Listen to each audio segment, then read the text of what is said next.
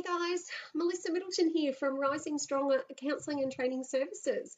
Welcome to our pioneer night of 5 quick tips. I love this idea because it allows you guys to see who I am and get a bit of a feel for the face behind the name, and also hopefully it can give you a few quick tips on how to resolve some issues at home and the workspace, in your friendship circles. Perhaps you're having trouble with someone that you don't get along with, that sort of thing. So I hope you find this segment a little helpful. Now, it's really important that when I deliver any 5 quick tips about a subject, that you're reminded that I don't know your situation personally, and 5 quick tips might be really good in a general sense, but it's better to come and see someone or seek help if you want something tailor-made to your situation. That's always the best way. Anyhow, so let's get started. Fair fighting. It's such an important concept. In fact, what I see so often is when people come to me, and it usually is about conflict resolution, most people don't actually understand what the idea of fair fighting is. So let me break it down a little bit for you. Fair fighting is a way of communicating where each of the parties that are involved in a situation where they're not getting along can feel heard, respected, and feel like there's boundaries in place to protect them and their views. It's really important to use fair fighting skills and teach your children fair fighting skills from a very young age right up to when we're 100. The great thing about doing that is we become role models, and our children will actually understand what good communication is, even in a very emotional situation. So let's see if you guys find some joy with some of these 5 hot tips. The first thing I want to say, my tip number 1 is use I feel statements.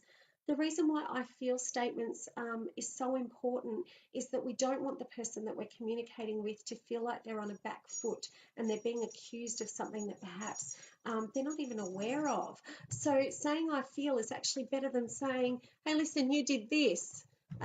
It actually just allows the space to remain a bit neutral and let the person across from you know that you are affected in a feeling sense by what's actually going on between you. So I feel is much better than saying, oh, you make me sad. So it's something really important. So using I feel statements, I think, is one of the first and foremost things when we are fighting or arguing or conversing. I like to say conversing a little bit better than any of those other terms, but conversing, I mean, having a bit of a chat about what's going on, using I feel statements sometimes helps the escalation to not actually get underway. So we're actually creating a nice level of communication between whoever's involved in that conversation. So number 1, use I feel statements. Number 2, small pieces of information to be transferred from one person to another. So using bite-sized pieces of information when you're talking to someone across from you. The reason why I say this is because when you're giving small pieces of information to someone that you are having some trouble with, it allows them to remember what you're saying, and it allows them to be able to sort of uptake that information and then go on to the next step that I'm about to talk to you about.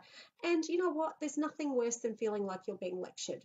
So keeping things in small pieces of information is beneficial to you, the communicator, and the person that's receiving the information. So if you're watching this with your spouse or your child right now, imagine how you would feel if they were going to lecture you for 20 minutes on something that they think you've done. So small bite-sized pieces of information, which allows the person then to do the next point, which is about reflective listening. Now, this is amazing. Reflective listening can actually iron out a lot of issues when you are actually having trouble from one person to another in your family or friendship group or whoever it is that you're having trouble communicating with. Reflective listening is a matter of receiving the information and being able to reflect back to the person that's across from you that you understand that information. So, for instance, if you're trying to talk to a child and you could say to them, look, you know, sweetheart, when I see that your Lego's out, it upsets me because sometimes, you know, mummy or daddy stand on the Lego and it hurts us. So it allows the child to actually uptake the information that leaving the Lego out can mean that my mum and dad is going to step on it and hurt themselves. So it's a really simple thing. It allows us to be, again, the person across from us to be reflective, but also we can be reflective as well. No 20-minute conversation one way is going to be a really great way to resolve conflict. So try to keep them bite-sized, guys. It'll actually help that communication go a little quicker, and you'll find that the resolution will be reached a lot more timely. Number four. Oh my God, number four already. Staying in the here and now. How many times have you heard someone in your family say, "Oh, you did this to me," and then one of the other people in the family say, "Yeah, but you did this." I love that. It's such a non-conducive way to conduct a bit of a conversation between people, because it actually never allows one thing to be resolved. So it's so important that you stay in the here and now. And I think one of the tools that you could use in that is if you say, look, to your child, "Can you please put your toys away?" And they say, "Yeah, but you don't do this." You could say, "Look, sweetie, I'm happy to talk about that, but can we talk about you putting your toys away first?" Now, we know that a lot of kids don't communicate that way, but even if it's with your partner, if they said to you, "Can you close the window at night because I get scared that the window's open and someone will break in?"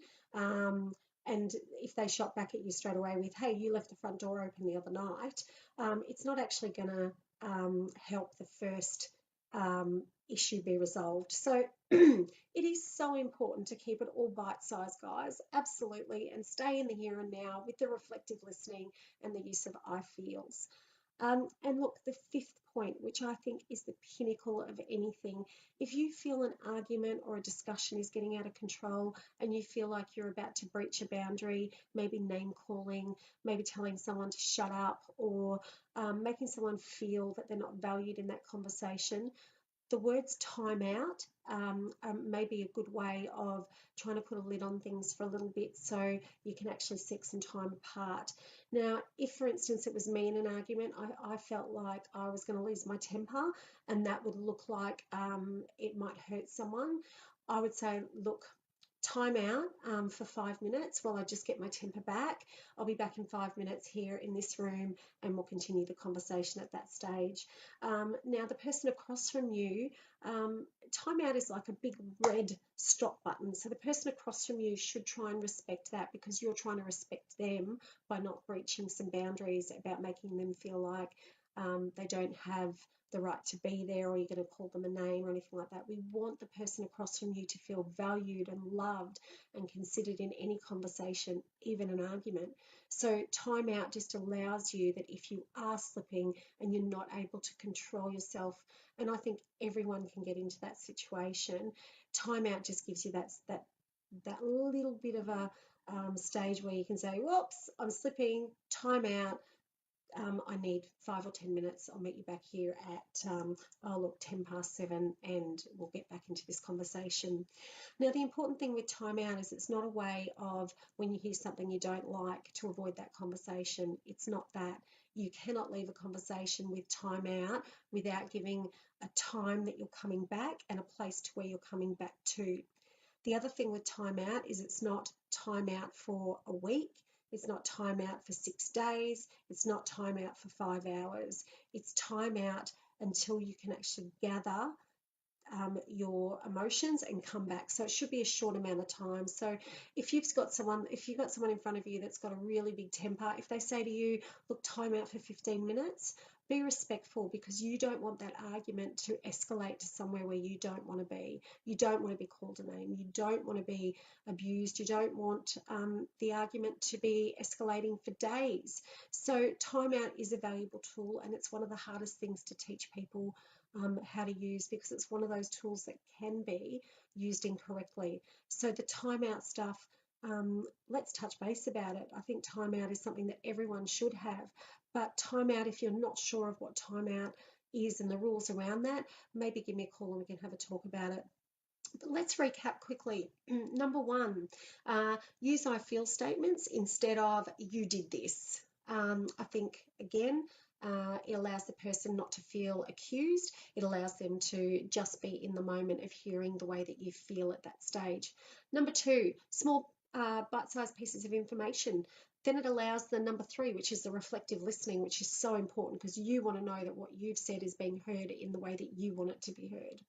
So that's number 2 and 3. Number 4, stay in the here and now. If you're not staying in the here and now, you are never going to sort out this particular little argument that you have. So let's stay in the here and now, and perhaps say to the other person, if they are bringing another argument in, hey, let's talk about that after we've sorted this one out.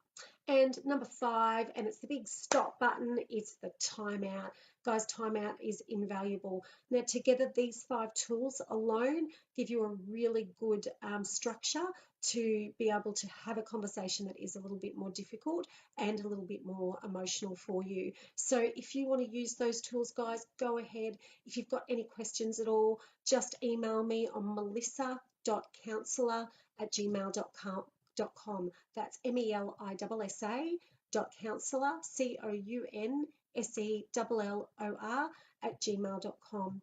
Also, my phone number is 0417 580 287. Now, guys, thank you for tuning in for this first 5-minute quick tip video. I want to give you a heads up. The beautiful Rising Strong counselling and training website will be up in a couple of weeks. Look out for that.